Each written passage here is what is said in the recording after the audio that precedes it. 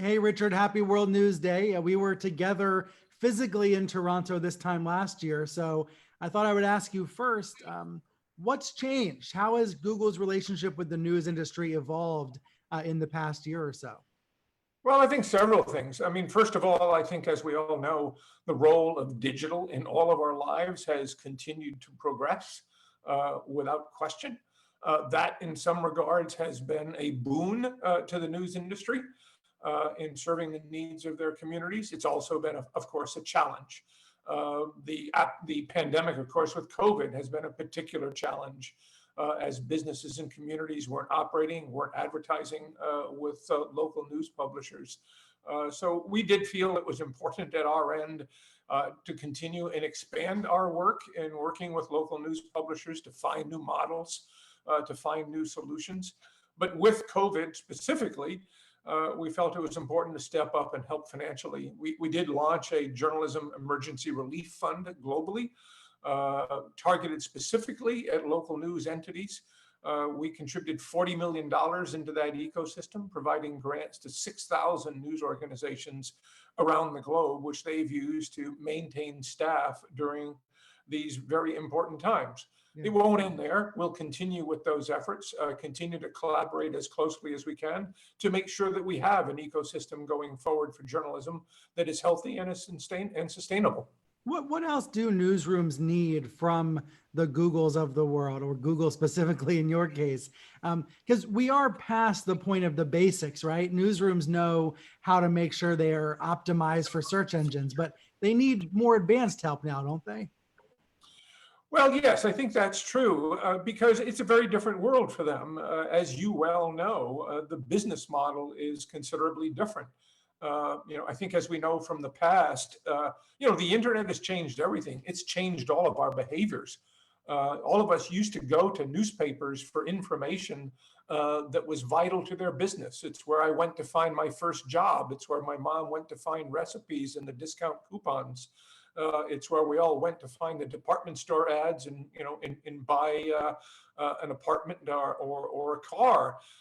That's all changed. And as a result, of course, the industry has seen significant drops in revenue and is now focusing more on getting their readers, their consumers, to support their products.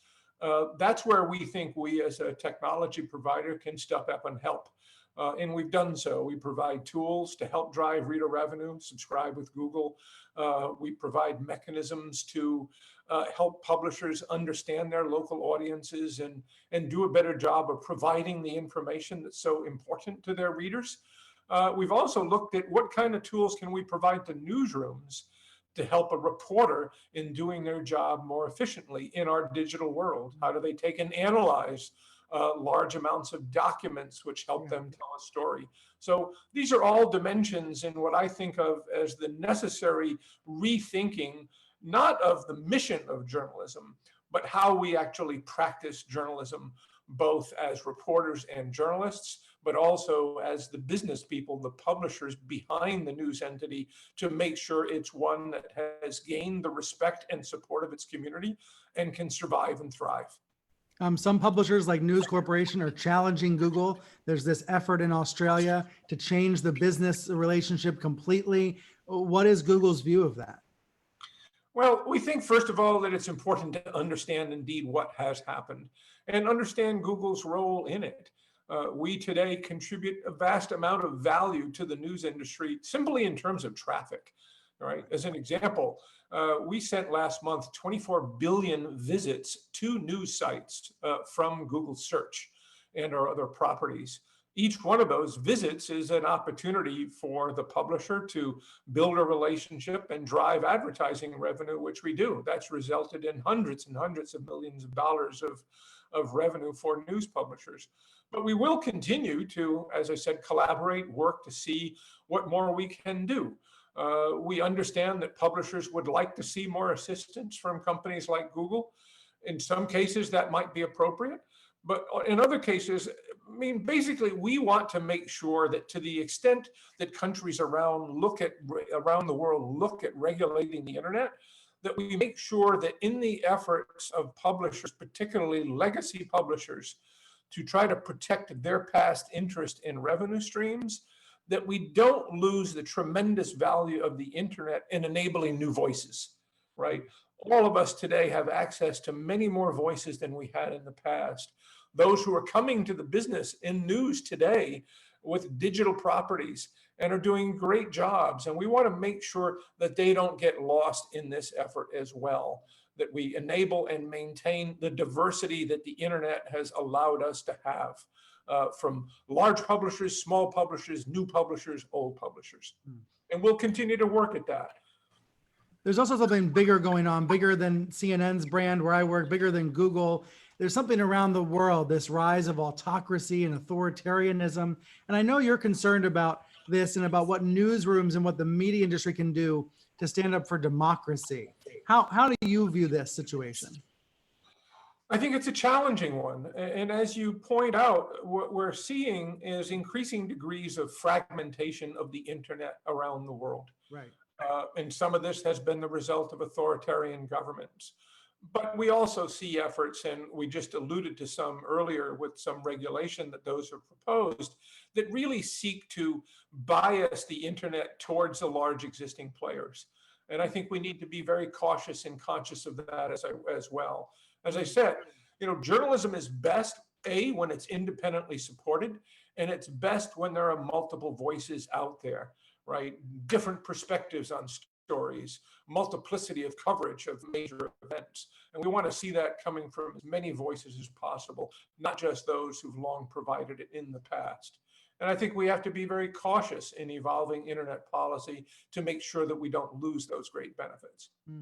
And finally, my show is reliable sources, but there's so many unreliable sources. So much has been made of the infodemic and this pandemic.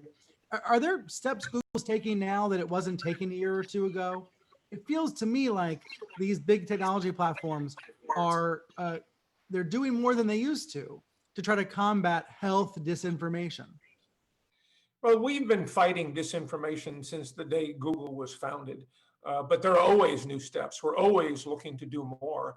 I think what's important to keep in mind is that Google, is a free service. Google Search is a free service.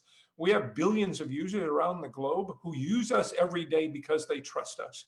And so it's important that we earn that trust. So COVID, for instance, has raised that bar.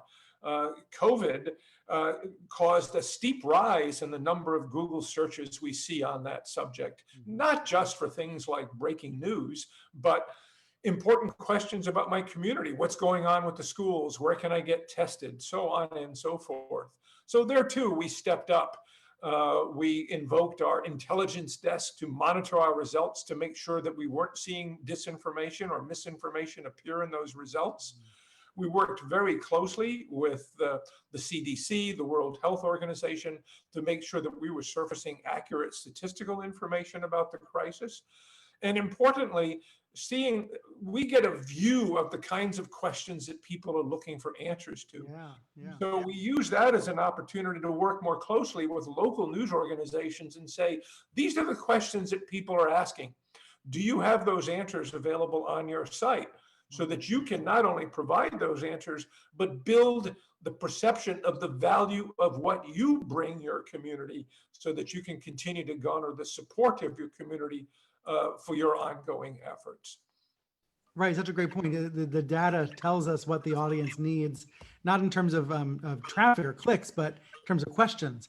And it's amazing to think about all the places where Google is in our lives now. Like I was just thinking, Richard, that when I take my daughter to preschool every day, I now have to fill out one of those forms to confirm that she's healthy. And it's a Google form. Google powers that form. There's all these ways people don't even realize the technology is helping them. So finally, on World News Day, what's your message for the journalists watching this? What's your message for World News Day? First of all, to thank them for what they're doing, right? Journalists do tremendously difficult jobs, don't get paid huge amounts of money, yet it's of vital importance to our democracy. That's the first message, our thanks. Second is to continue to develop your craft and develop how you provide solutions in our complex world. Right? It is a complex world. It is more divisive than it has been in the past. what does that tell us about how journalism should evolve? What does that tell us as to how we as journalists build trust in our audiences, right? In a world where people are so suspicious and often suspicious of the press itself. And so I think that as well requires all of us to step back and reconsider, what does it mean to provide quality journalism? How do we do that in ways that are effective to a society that is, looking at the news on their cell phones throughout the day? How do we do it in a way that gains and holds their sense of trust and credibility with the important work that we do? And obviously, Google is not a journalistic organization. I'm no longer a working journalist, but we see our role to do our best to help in finding answers to those questions. We don't know the answers. We're very good at technology. We're very good at bringing tools to bear. And I think we're very good at collaborating to try to help find better paths going forward. I think that's hugely important. And World News Day, to me, is so valuable in that it celebrates the importance of journalism and celebrates the kind of successes that journalism can have. Massively important. Richard, thanks so much. Thank you.